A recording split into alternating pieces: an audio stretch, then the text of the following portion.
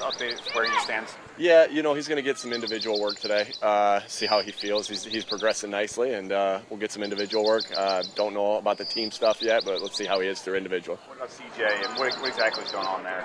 Yeah, he's working through it, and we're not expecting anything real long term, but he's just working through an injury, and we'll see. Obviously, I don't put any expectations on when he'll get back, but he's working hard. The training staff's working hard, and we'll see when we get him back. There's Campbell out here too. How much time did he miss, and how much did he miss in that time? I mean, and what does he need to do to catch up? Yeah, again, his same guy, same thing, working through some things.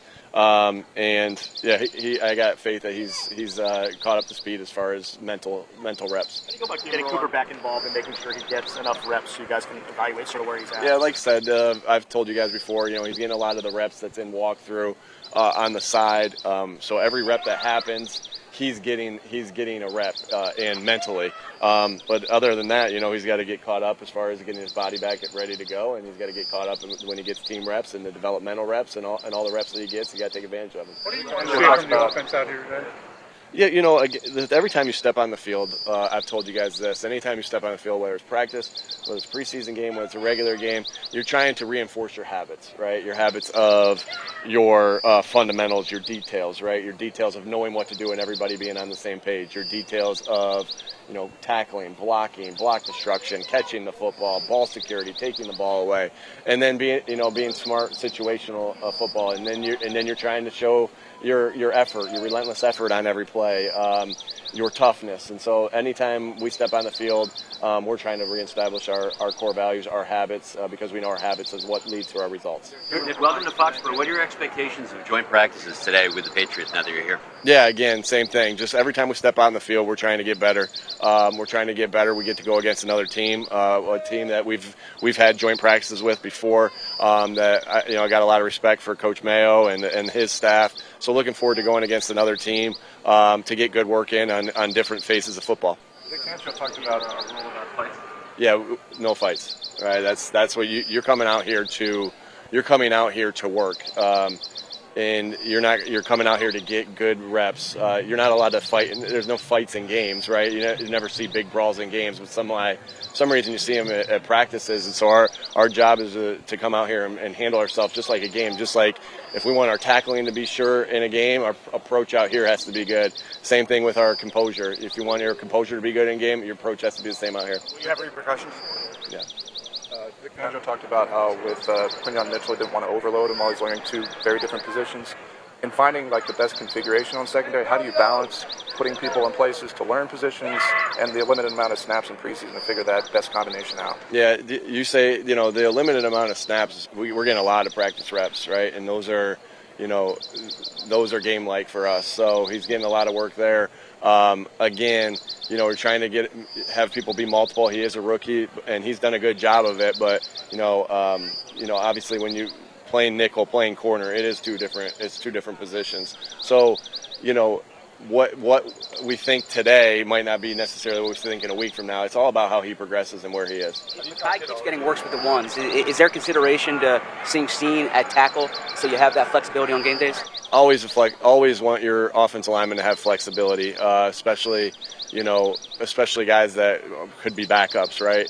And Makai has that flexibility as far as has played tackle, has been getting a lot of work at guard, and that goes the same thing for Steen. So again, you want versatility in those guys because it's different than other positions. Like you only have 3 backups going into a game usually, right? You have 5 guys that are starting, you have 8 guys that are up for a game, so multiple guys have to be able to play multiple positions.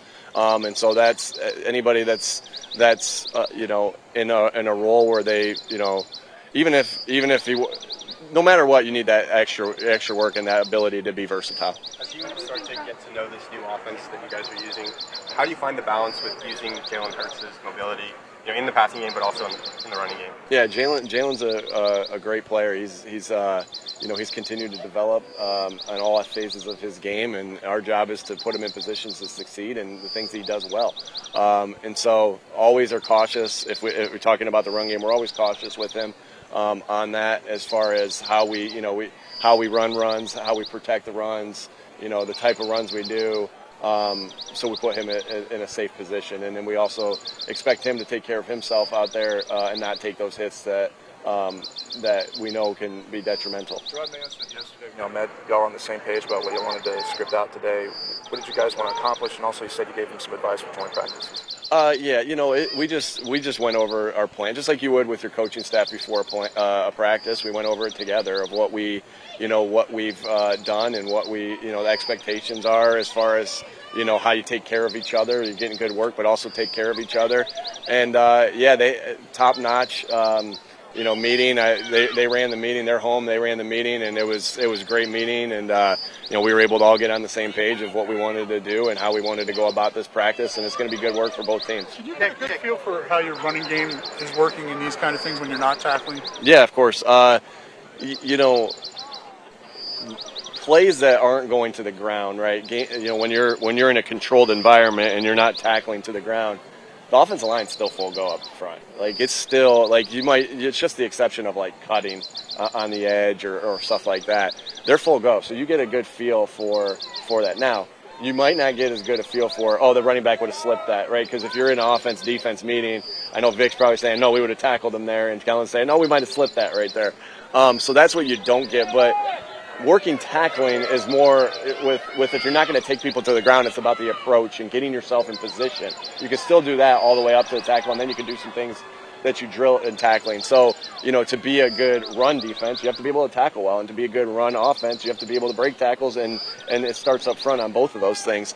So in the run game, I definitely feel like you can, in every point of the game, because you're live up front, essentially, you can get a good feel of what it's looking like when you're out there. Nick, with increased reps offensively, did you learn anything new about Britton Covey that you didn't already know, and working with him for now a third season? Where has he shown the most improvement? Yeah, we've been around Britton a long time, and he's, you can really see his ability when he has the ball in his hands, because that's what he does, right? The sure hands of how he catches punts, and then his ability to maneuver around defenders in open space. And that translates, like when you look at a college guy, for instance, you look a lot. I look a lot at the yards after catch of how they are, because that translates to how they're going to be on the line of scrimmage. That translates how they're going to be at the top of the route. That translates how their acceleration is. So we know Britton has a lot of good attributes, and he's had a really nice camp, but not surprising to any of us. I don't think there's anything more we're learning about him, because he's been so consistent. He's been so consistently himself for the past 3 years, or past two plus years, and he's helped us win a lot of football games. We've got time for a couple more. Excited about the depth that we have there, the guys that we have there. I've told you about the guys that I made a note about Patrick Johnson's toughness and Jalix Hunt's toughness and Nolan Smith's toughness.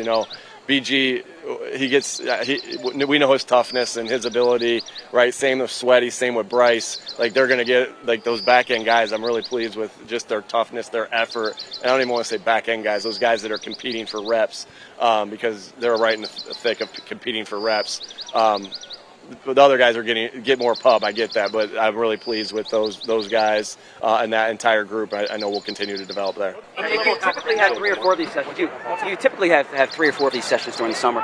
Is one sufficient enough for you to learn what you want from joint practices? Yeah, we're gonna get the good work in today. Again, there's circumstances why you can't get multiple ones in this year.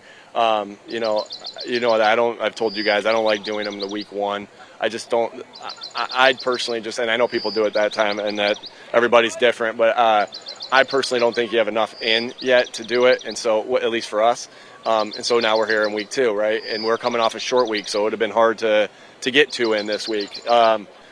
Next week, we're going to be playing on a Friday instead of a Sunday, so that's a little bit of a turnaround as far as our first game. So reasons why, but yeah, that's why. So we might not get the ones against the other teams, so that's why it's even more important that we get some of those operational practices ourselves, inter-squad. Yes, you'd like to get more, Zach, but getting those inter-squad ones that you ramp up in a different way and go about it a different way will be helpful as well. All right, thanks, folks. We got to go to practice.